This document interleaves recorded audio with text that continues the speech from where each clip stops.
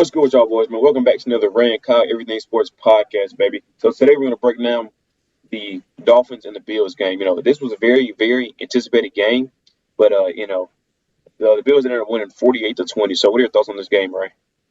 I think the biggest thing for me, first of all, biggest takeaway for me is Josh Allen he's the leading MVP candidate for that game and for good reason. 21-25, 320 yards, 4 touchdowns, no interceptions. That's just a great game. You can't ask for more from your leader and your best player on offense. So I really like that from Josh Allen.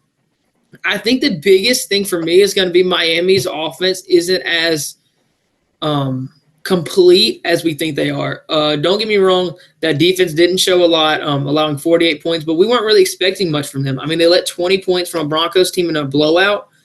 So Buffalo I thought they put up over 30, so putting up 48 isn't super surprising for me. But I expected that Miami's Dolphins team to put up more than 20 points. I think the big thing for me is 5 turnovers. I think that's the main difference in the game because if you look at total yardage, it was really close. I mean, total yardage, I think the Dolphins were less than 20.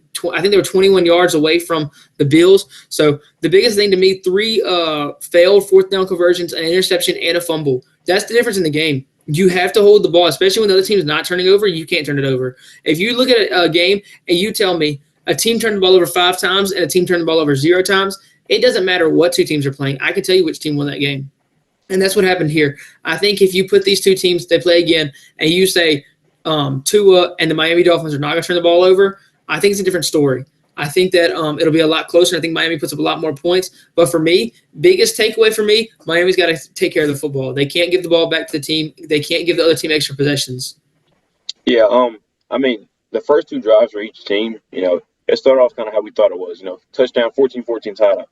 After that, the Bills really took off. I mean, they scored 20 straight unanswered points, and they got up 31-14 at halftime. So for me, my biggest takeaway was the Dolphins' terrible defense. I mean, giving up 31 points in the first half is just criminal. That's terrible. 14 points in the first half is not bad at all for the Dolphins. Now, it's a little more than what you would expect for them, but I mean, giving up 31 points in the first half, I mean that's awful. But so for me, my biggest question was how bad is their defense, because we knew they weren't good, but to give up 48 points to 31 in the first half is terrible.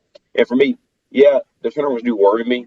Because I mean, the Dolphins they had a hard time converting on fourth down because they're not a very powerful and just strong team going to just line the ball up and run the ball at you. You know what I'm saying? They're very finesse with a lot of motions and action stuff that create these big runs.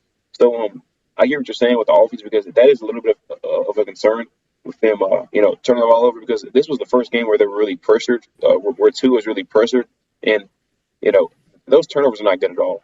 So I do see why that's a concern, but for me, my biggest concern is just that their defense is really, really bad. Yeah, that defense is an issue. But to me, I feel like I don't know. I just feel like with that Dolphins offense, if that defense can just be a little bit better, that offense can especially like they showed against the Broncos. If that defense can just hold teams to 20, 25 points, which usually you don't want to say that. Usually you want to be like, oh, we need them holding them to 10, 7 points. But that offense is supposed to be so good that they can outscore that. But, I mean, when you turn the ball over 5 times, that's the biggest worry for me. If the Dolphins want to take games into shootouts, you can't turn the ball over 5 times. Yeah, no, you can't. Which also, to kind of get to your point with the offense, their O-line is maybe a problem because the Bills dominated the line of scrimmage without Von Miller. And they were without 2 of their starters in secondary. I know Micah Hyde was out as well.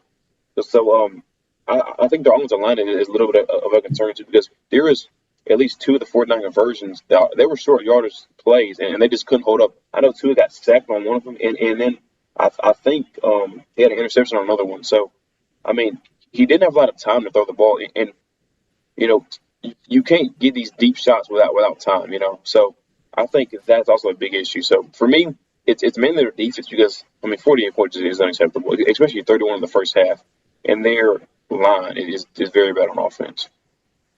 Yeah, I think that maybe the more concerning part is for the line for me, especially since the Dolphins did have more rushing yards total than the Bills, is going to be the sacks. I mean, the Dolphins allowed double the sacks than the Bills, so I think that is a big thing. And that we know that Tua doesn't like hitting the ground. We saw that from last year. I mean, No. is that a worry in the back of his head? Is that why he turned the ball over? I mean, he sees those coming. Is that in the back of his head? Is he thinking, oh man, I don't want to hit the ground, I gotta get rid of the ball?